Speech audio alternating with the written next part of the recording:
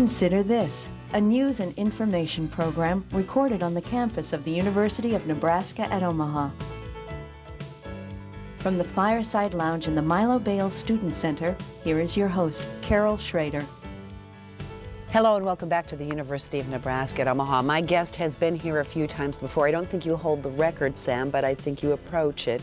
Dr. Samuel Walker is he's a kind of an icon here in the Criminal Justice Department, and his areas of expertise include professionalism among police and accountability. And those are buzzwords that we've been hearing for years and years, but I guess the question is, especially with your new book, The New World of Police Accountability, is it that new, or is it just that it seems new to a lot of police departments? Well, I think what is new, and the point of my book is that our basic goals are old goals. We want professional police, we want the police to treat people fairly and treat all people equally. What is new is that we have a new package of tools and strategies for achieving that.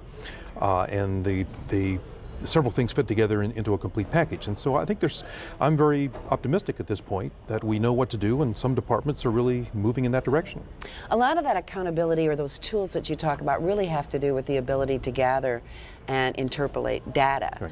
And I don't know, my limits are very limited because I've only dealt with Omaha Police generally, and to some degree the Douglas County Sheriff's Office and the State Patrol, and maybe Lincoln Police occasionally.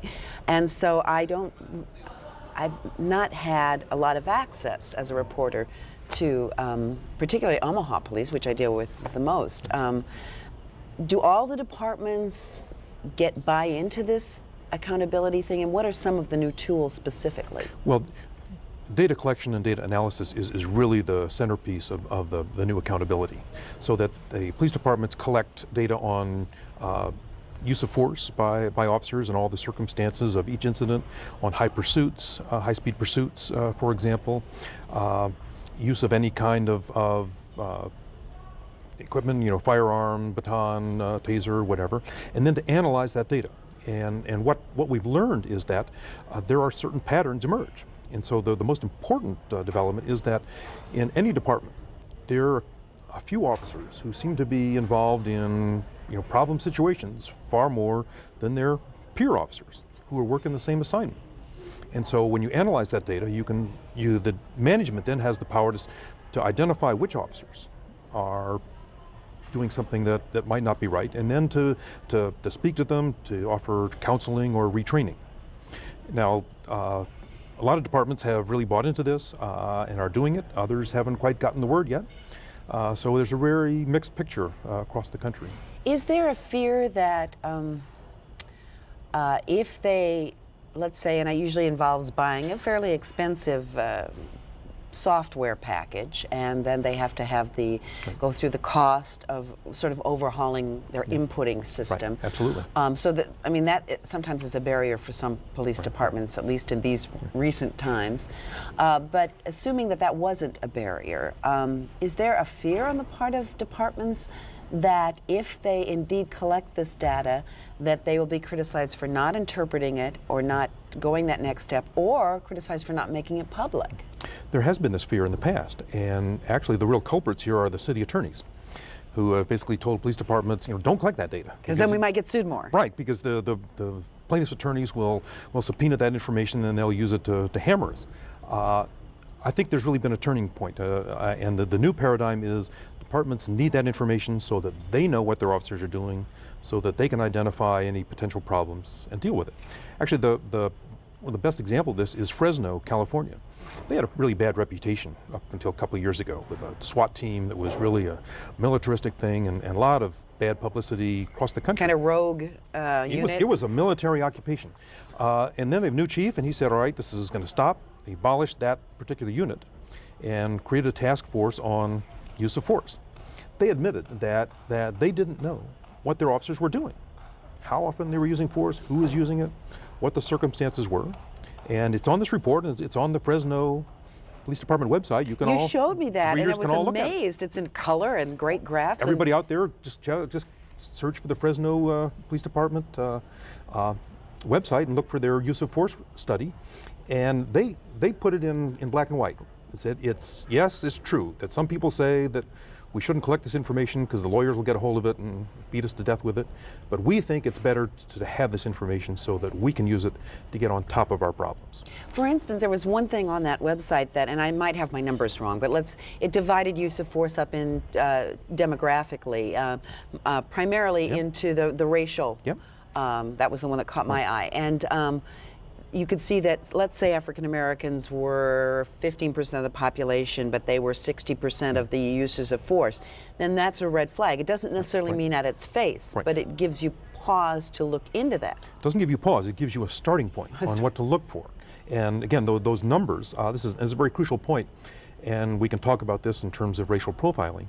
The numbers are a starting point, but in the end, management, the captains, lieutenants have got to take a look at that data, probe deeply into it, and look at the individual circumstances. And then you can begin to find out whether these use of force incidents are justified or whether there's a problem. Or in the case, you mentioned a case in your book that perhaps the use of force is pretty regular for 95% of the officers, but you find by delving into it that there are a few officers that have many more instances of use of force. That's true in every single department. I mean, police chiefs now always say, 90% of our problems are created by 10% of our officers. There's a small group that for whatever reason, lack of training or attitude or something's just gone wrong with them, that are repeatedly doing things that they probably shouldn't do. Going overboard on use of force, calling people names and so on. The database allows you to identify them. And what that does is that exonerates all the other officers.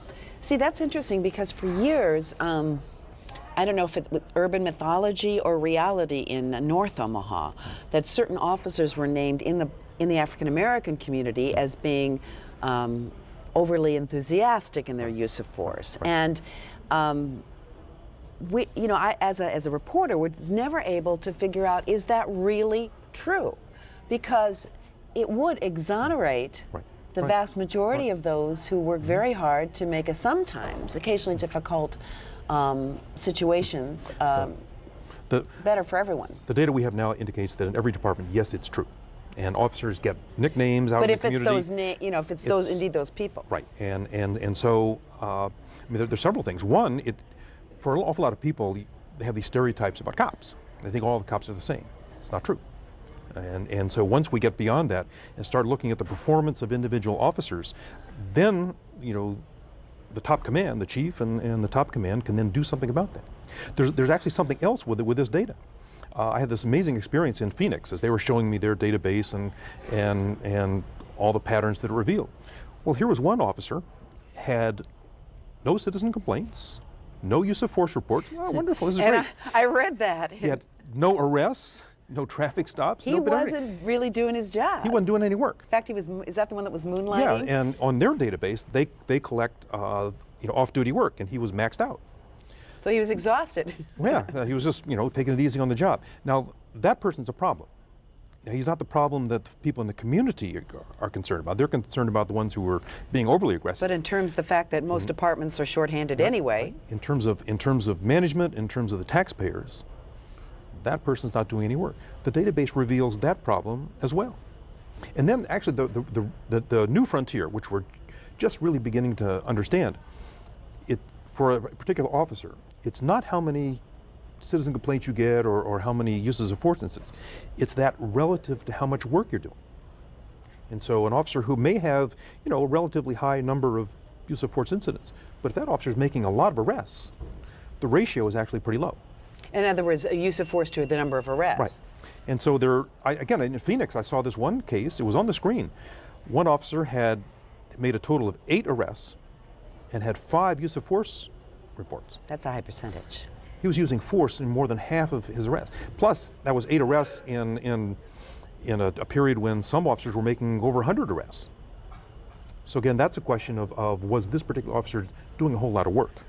Well, I guess the question that I have is then why would any good management ethic, culture, want to not gather that kind of information? It's something new. It's a little scary. It is scary. It's you're laying out all the facts, and you're probably going to find something. Every organization's probably got something that could be fixed, whether it's the private sector or the public sector. And so it's a little scary to do that. It requires a different mindset, and the whole thinking in terms of data collection and data analysis. And then it's expensive. The software, you need people who have the capability of analyzing it. And then, once we've identified you as an officer who's just needs a little work, a little pattern of questionable behavior, somebody, usually a sergeant, has to sit down and talk with you. Say, what's going on? What do I mean? Why do you keep having these problems when your fellow officers don't? And time and time again, the underlying problem, it's something at home. It's a family problem. There's kids, divorce, drinking problem, maybe some financial squeeze, and that's manifesting itself on the job. But according to, let's take the city of Omaha for instance, employee assistance is considered a very important thing, both from a management and an employee point of view, and one would think that then one would want to deal with that officer in a human terms. A formal employee assistance program is only one tool in the toolbox. Right. I mean, if that's a problem. Last week I was out in Los Angeles, this project with the Los Angeles Sheriff's Department related to all of these kinds of issues. They have a peer support officer program right there at the precinct level. And so if you're having problems, there's another officer who's designated you can talk to. Very often it's an officer who's a recovered alcoholic himself and somebody who could relate to you. In the case of alcohol being a problem. And so it's right there at the ground level. And they have changed their culture such that the sergeants and other officers are looking around saying, you know, Tony's a little different this last week or so. Something's going on. And people will talk to them. They'll say, hey, Tony, what's going on? And that officer can then get some help. That's before something bad happens out there on the street. Before you even get to the point where you would lay out the kind of money and employee work hours that it would take to implement a system like that, there are even simpler things that, such as policies and procedures being available to the public. I have a heck of a time in cases where there has been death while in police custody, or even some other situations of finding out what local jurisdictions, what their policies and procedures are for certain kinds of things. Well, the new paradigm is one of openness and accountability to the public. And so across the country, police departments are now putting their policy manuals on the web. You can go on the web and look at the Kansas City policy and procedure manual. Seattle's is on the web. Even Los Angeles, which historically is this closed LAPD. Yeah. They've come over to the new paradigm.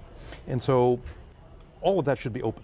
If you look at Seattle, very good example.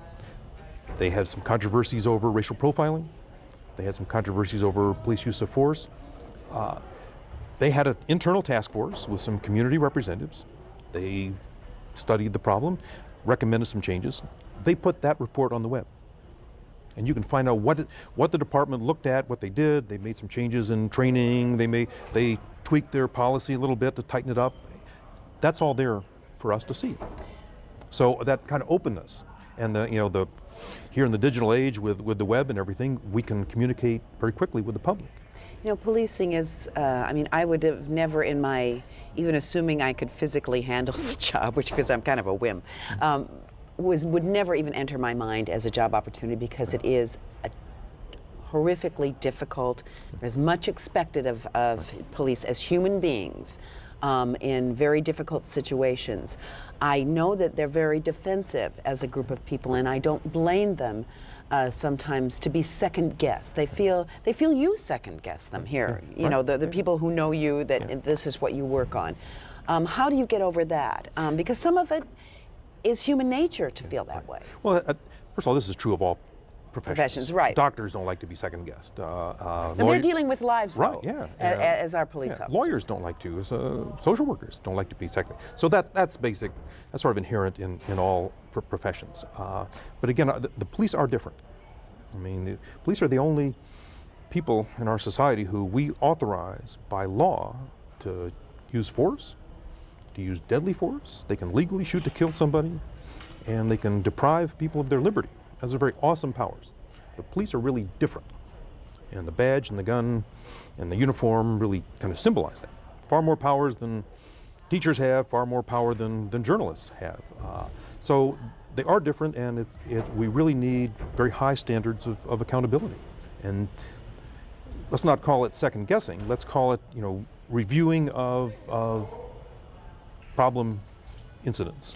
You mentioned that you can, when you point out these kinds of things or trends, you exonerate the majority of police officers when there are concerns.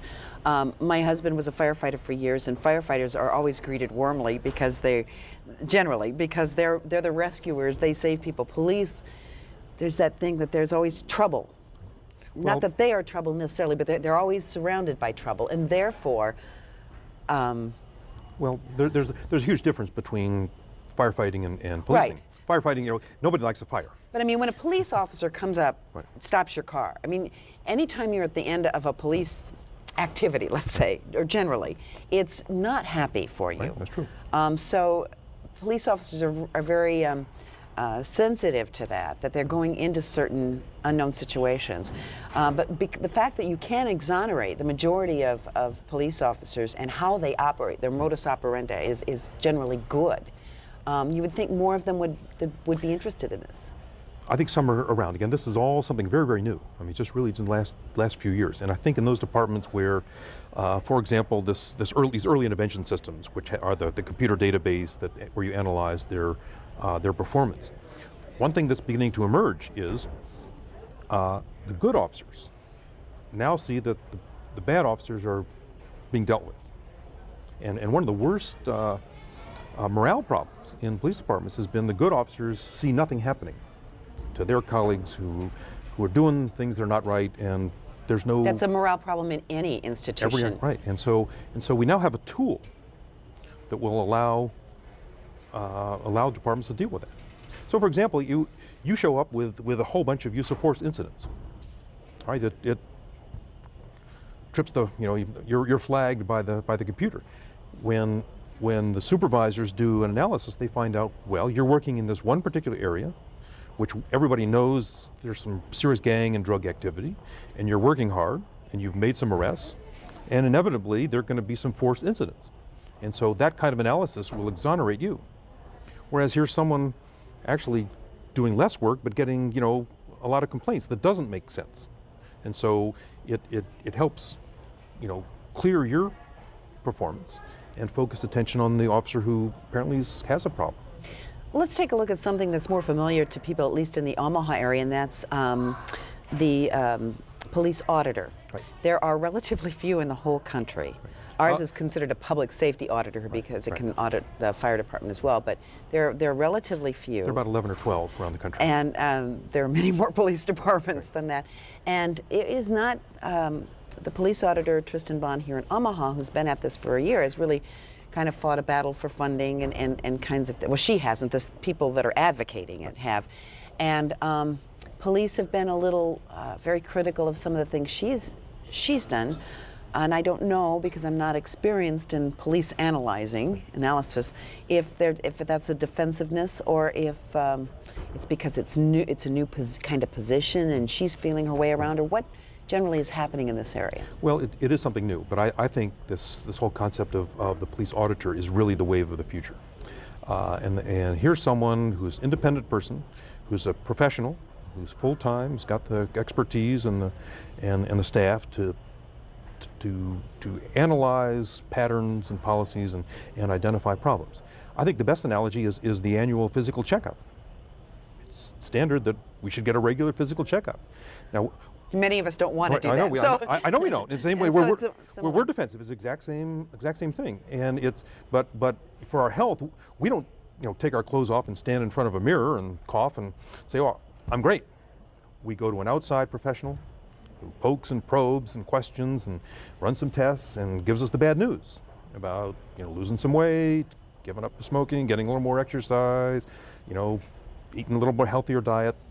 Those are all the things we don't want to hear, but we need to hear. And generally, though, and you would know this better, because you're more intimately involved in this whole subject, there have not been horrible audits that have come out of the Omaha Police Department. No, but if you read Tristan Bond's reports, you find there are a bunch of problems. You know, not actually there actually are some that are fairly serious. For example, there's a terrible problem with in-service training, Omaha Police Department. Lack of it? Lack of it. I mean, it's there really is no required in-service training, and that's a standard that was established in the 1970s, and so she's called that to the public's attention. The police union knows it's a problem. They've been quoted publicly as saying we need to do something.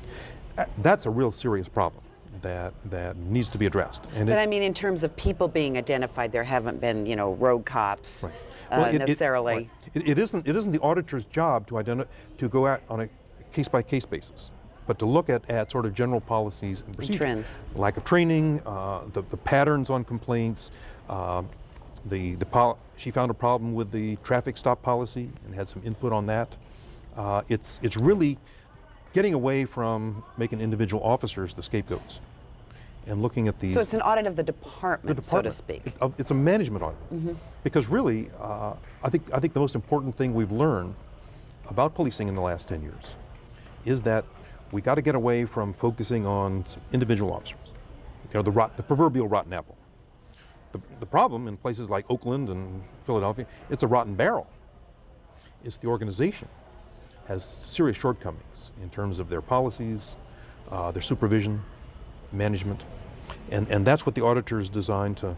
And they may not even be bad organization per se or managers, but they allow certain things to happen by the way they're organized or managed. That in Philadelphia and Oakland, it's a bad organization, believe me. But I mean, really serious problems. Right, there. by lack of accountability all through the structure. That allows bad things to happen out there on the street.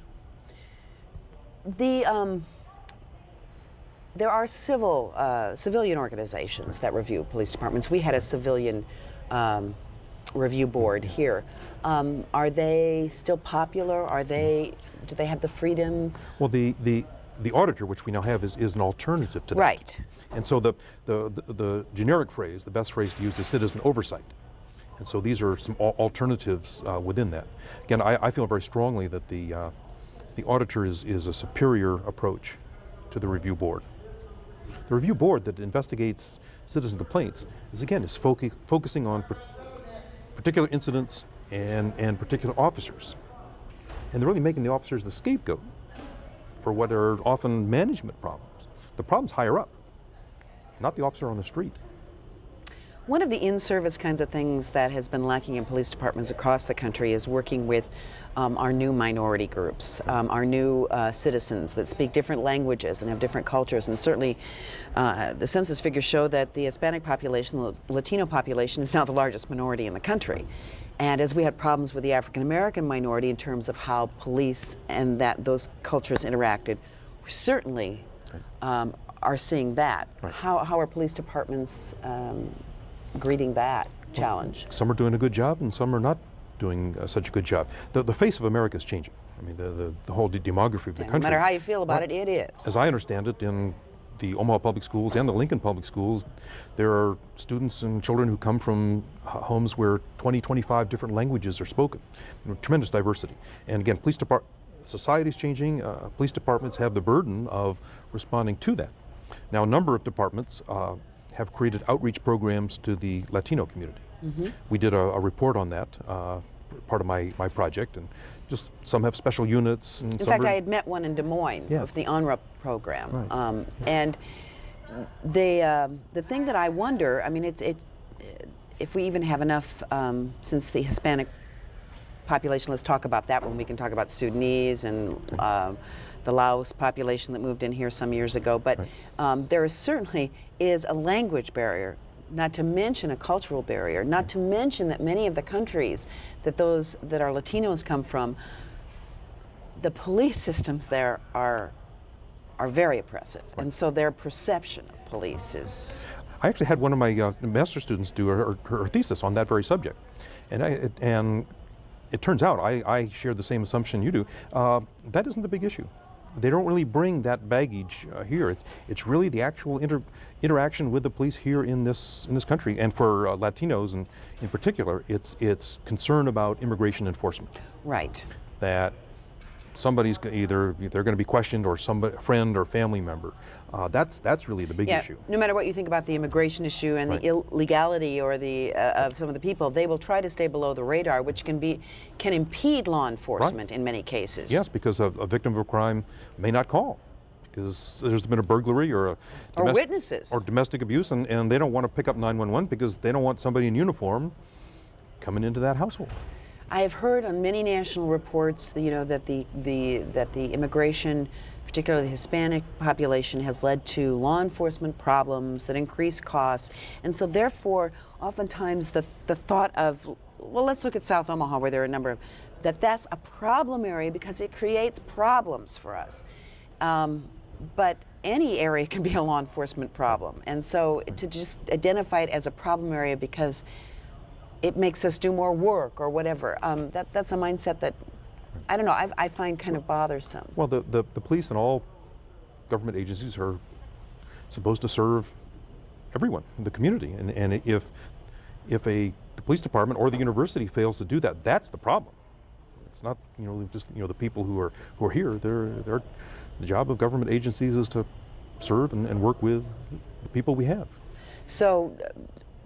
In this state, which has a large Latino population because of the packing plants and those kinds of things, is law enforcement in Nebraska looking at those kinds of outreach and programs?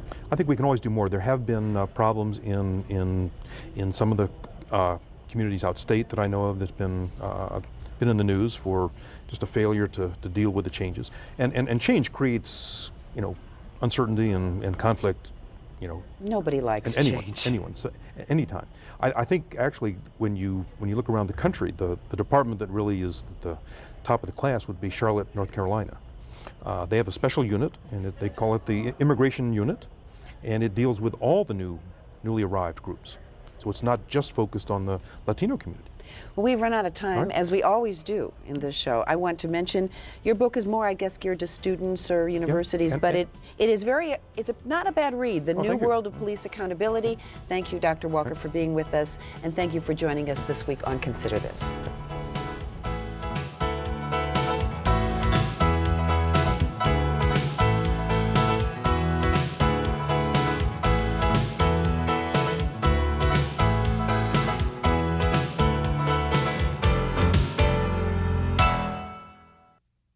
To view this edition of Consider This or past programs, visit our website at unotv.unomaha.edu. For comments or questions, call 402-554-2516 during regular business hours. Consider This is a production of UNO Television.